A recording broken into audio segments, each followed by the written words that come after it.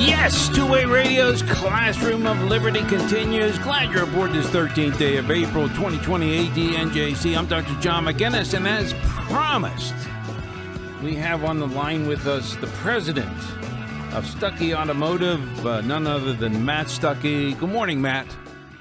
Hey, good morning. How are you, John? Hey, I'm on edge. I'm a little, I'm very bothered, I must say, by the shutdown of the economy. And here's one more example that just mystifies me. And but I want to point out to people, we're talking to Matt Stuckey, really a great guy, a great community leader, and a fine businessman in that, in a family tradition, I might say. It's Stuckey Automotive, Subaru, Buick, Ford, GMC dealerships.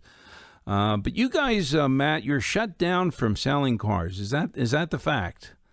Correct. Yeah, it's part of the most recent list of essential versus non-essential businesses as of March 19th. So it's been over 3 weeks now, Dr. John. Now, the thing that puzzles me... not allowed to sell cars in the whole state of Pennsylvania. Yeah, here's the part that really puzzles me, and again, makes me angry at the same time, Matt, but Governor Wolf is saying, well, there's CDC guidelines that I'm enforcing, but 48 of the 50 states don't see any cause to shut down the sale of cars. How is he interpreting these CDC regulations? Does that make any sense to you?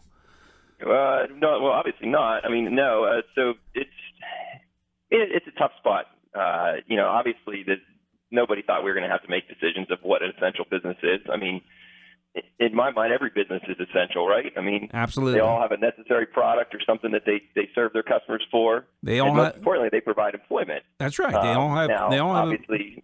I'm sorry. They all have employees with livelihoods on the line, and So that's where this is.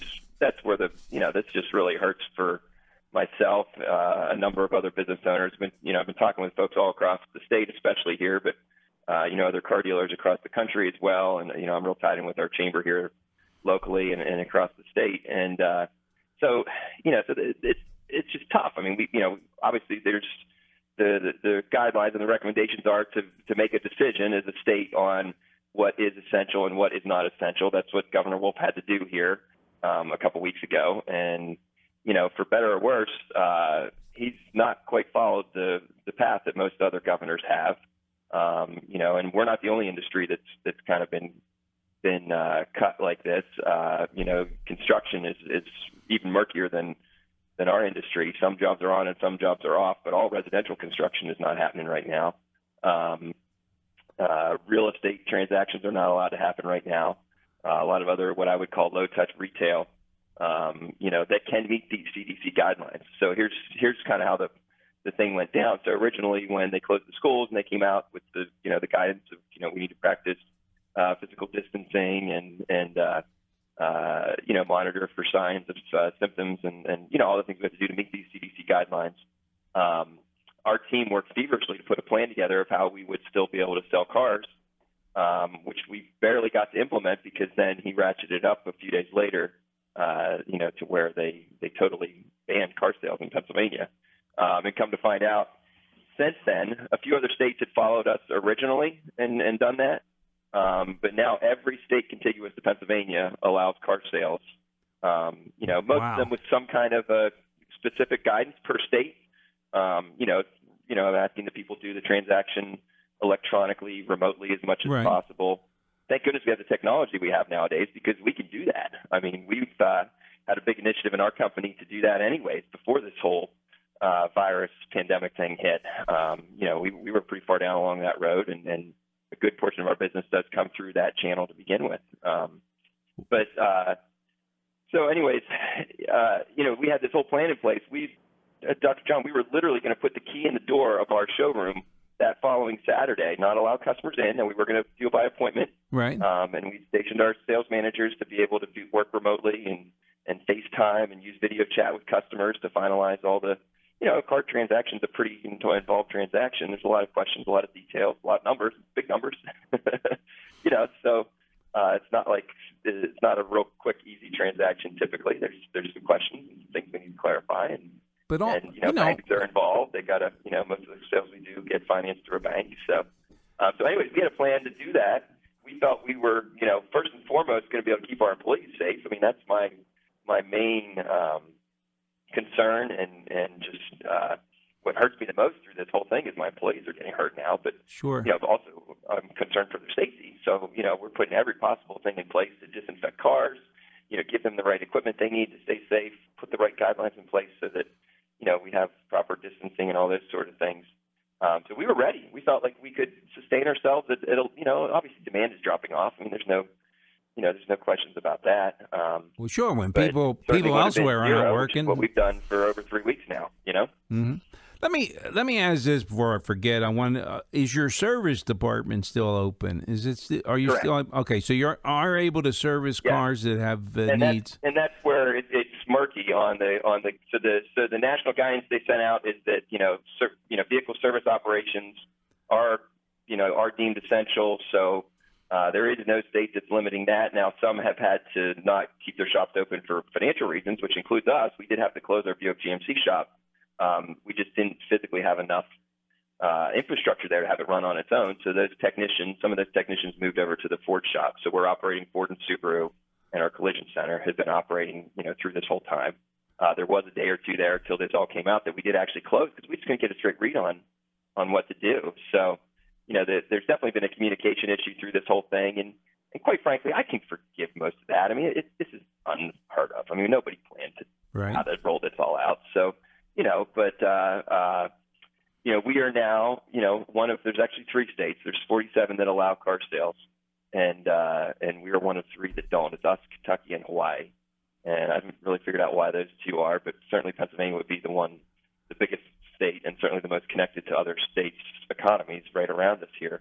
And here's another interesting fact. So of those 47 states, half of them have no statewide restrictions in our industry for car sales. Now, it's the business owner's discretion and decision and requirement to follow all the CDC guidelines. That doesn't change. Not business as usual, right? We're not asking for business as usual, right? We're trying to adapt to the situation, but we know cars are an essential need. I mean, a good portion of our customers are the first responders that are still working. They're in medical professions. They're in supply chain. They're, public security that keep us safe, and police and fire and those sort of things. And here's another interesting fact. So, Pennsylvania has really gone, I think, a little bit too aggressive on some of these required business closures, and we have now the highest per capita unemployment in the nation. Wow. That is nothing to be proud of, that's for sure. So I think you can see the correlation there, right? Sure. Go hand in hand. And let me,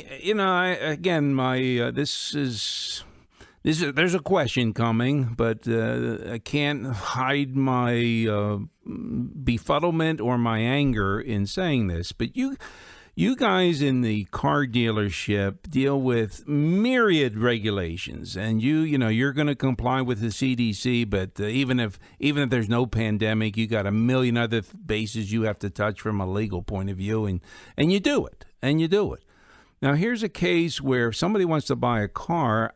It seems to me pretty easy to, at least logistically, to set this up in a remote way. Like you said, we'll do it by appointment. Maybe you could let a person test drive the car on their own. Maybe you can't. I'm not sure about that. But for the most part, anyways. That's just you're right though, John. We do deal with a lot of different regulations, and we're used to that, and that's just part of the business, Yeah, and my point here is you go to a grocery store every week, and each trip to the grocery store, you're more vulnerable than you would if you're buying a car. I think the same things that they're doing to keep folks safe in the grocery store is what we do. I mean, we deep clean our building every night now as opposed to once a week. We always clean every night, but we do all the disinfecting every night. Yeah. We do it throughout the day on all the touch points. We are very so our service operations that are running right now, customers are not coming in the building to do service. They're dropping their cars off in our drop box. We're handling everything over the phone.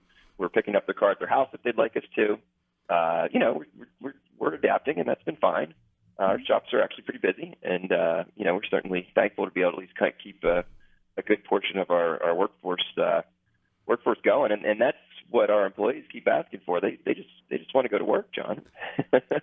No, I surely appreciate that, and I can't. You must have a trade group that's working for you. And you have the Blair, the Blair Chamber and Sure. other chambers throughout the state, and the Chamber of Business and Industry, the statewide.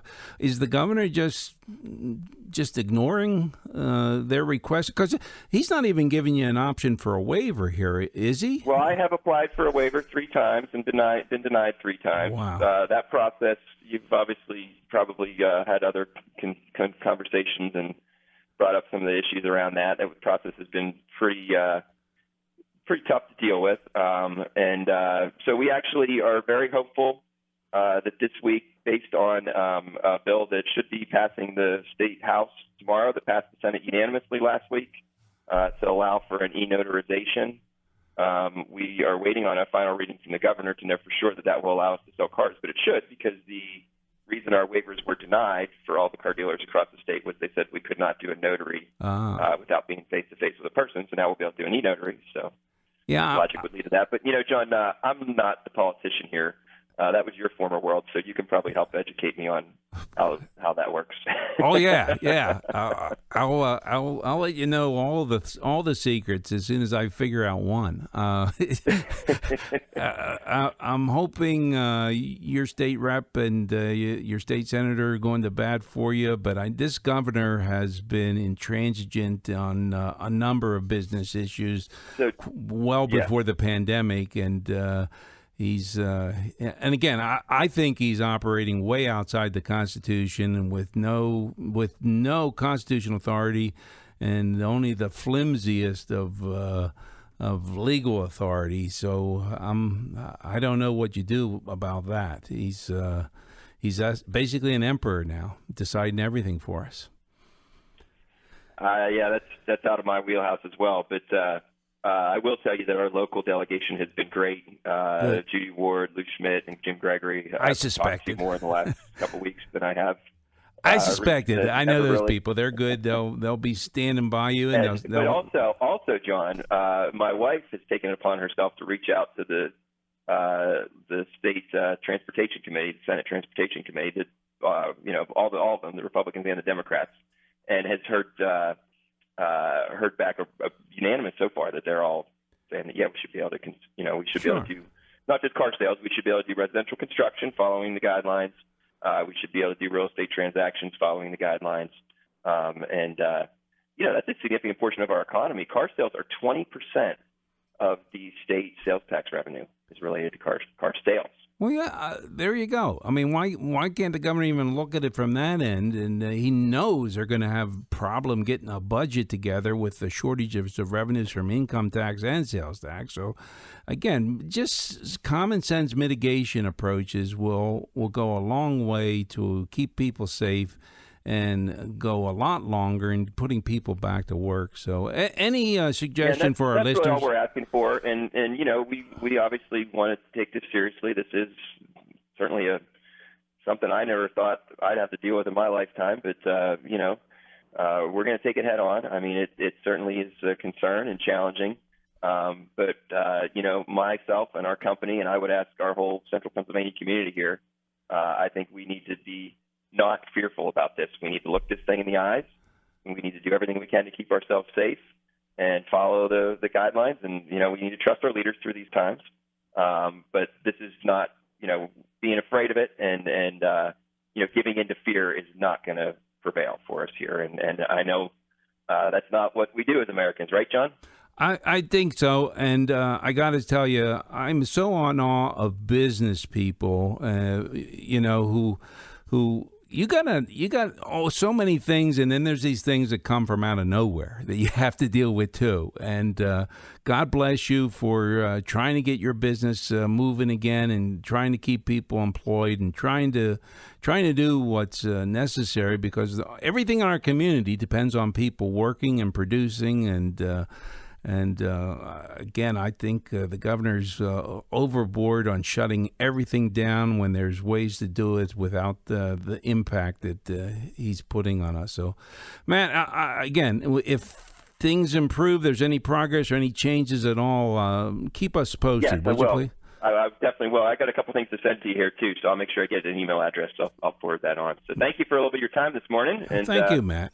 Hopefully we can talk again under some sunnier skies here. Certainly, our hearts and thoughts and prayers go out to folks in our community and throughout our state that are dealing with this directly on the health side, and the economic side is really challenging for folks as well too. So, but I think that's my message.